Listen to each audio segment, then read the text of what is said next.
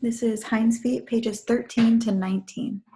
Much afraid left her meeting with the shepherd, feeling as though she would never be afraid again.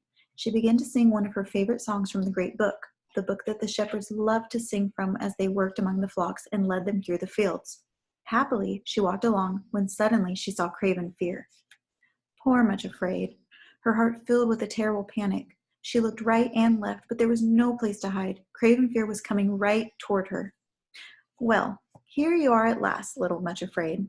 So we are to be married. What do you think of that?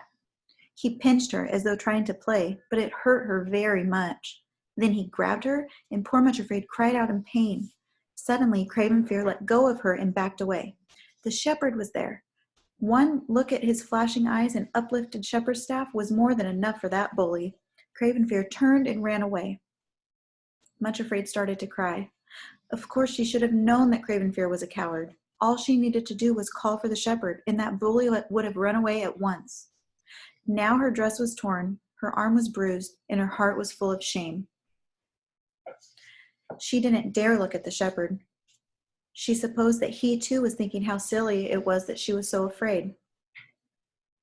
But if she had looked, she would have seen how tenderly the shepherd watched her as she limped towards the village. Much Afraid woke early the next morning, and all her fears were gone. Her first thought was about the shepherd. Probably sometime today she would start for the high places with him. This so excited her that she could hardly eat her breakfast, and as she began getting ready for her journey, she sang a song from the shepherd's great book. All morning, whenever she thought of the shepherd, she would run to the door or the window to see if he was coming to call her.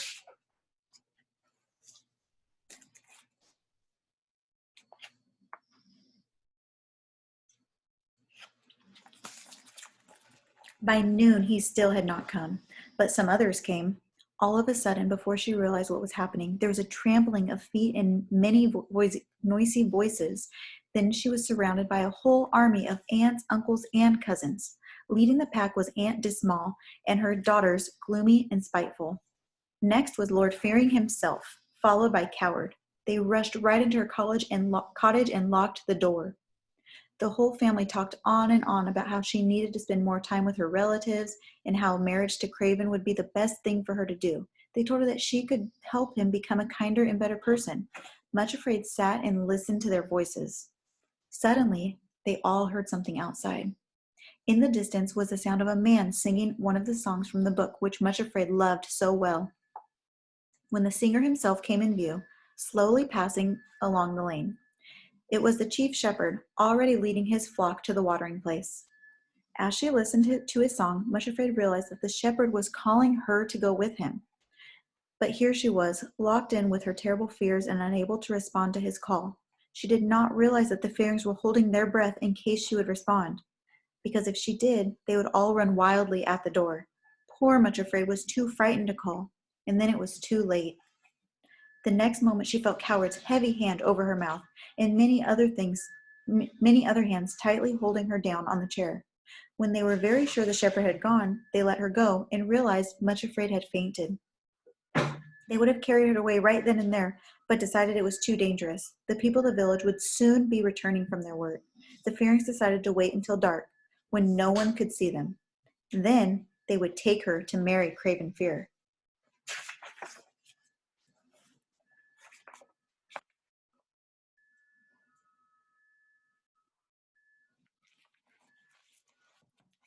They laid Much Afraid on her bed and started to look through her cupboards for something to eat. Gloomy was told to watch Much Afraid in case she woke up. Gradually, she did wake up and nearly fainted again when she saw her cottage still full of the fearing relatives. She didn't dare call for help because all her neighbors were away at work. But were they? Just then she heard the voice of her neighbor, Mrs. Valiant. Valiant means to be very, very brave. Gloomy was quite unprepared for what happened next. Suddenly, Much Afraid jumped out of her bed and shouted through the window as loudly as she could, "Valiant, Valiant, come and help me! Come quickly, help!" Mrs. Valiant looked across the garden and saw Much Afraid's terrified face at the window. The next moment, the face was jerked away and the curtain was closed. That was enough for Mrs. Valiant. She hurried to the cottage and tried to open the door. Finding it locked, she looked in through the window and saw the room full of Much Afraid's relatives.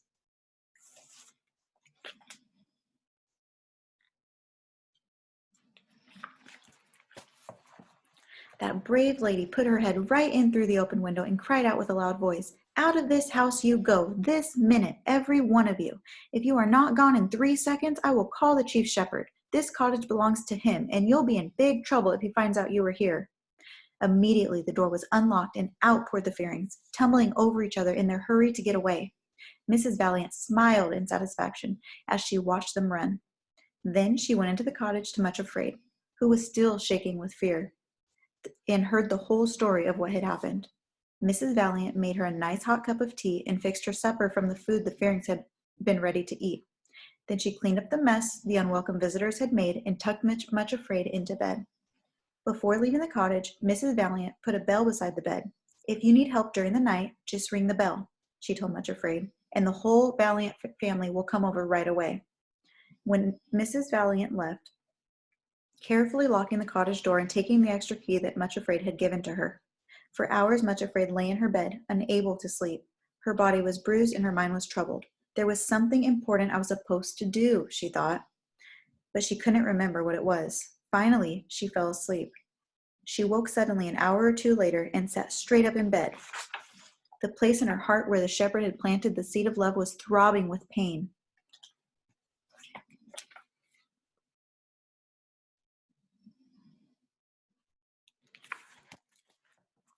Now she remembered what had bothered her so much before, that she had fallen asleep. The shepherd had called as he promised, but she hadn't gone to him or even answered. What if he thought she had changed her mind and didn't want to go with him? What if he had already gone and left her behind? The shock of that thought was awful. Much Afraid had to see for herself at once if he had really gone away and left without her. She got out of bed, dressed as quickly as her shaking fingers would let her, and unlocked the cottage door. Opening the door, she went out into the darkness. 100 craven fears on the lonely streets of Much Trembling could not have stopped her at that moment, as Much Afraid started off to look for the shepherd. She went as quickly as possible with her crooked feet, limping along the village streets toward the open fields and the sheepfolds, toward the watering place. It was almost dawn. Where would he be? Just as the sky turned red above the mountains, she saw him. He was standing there beside the pool, looking toward her with the light of the sunrise shining on his face. As Much Afraid stumbled toward him, he stepped quickly to her side. She fell down at his feet, sobbing. "Oh, my shepherd, take me with you, as you said. Don't leave me behind." "I knew you would come," he said gently, "but Much Afraid, why were you not here at the pool as usual last evening? Didn't you hear me when I passed your cottage and called?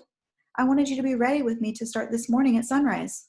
"I'm here now," said Much Afraid, still kneeling at his feet, "and I will go with you anywhere." Then the shepherd took her by the hand, and they started toward the mountains.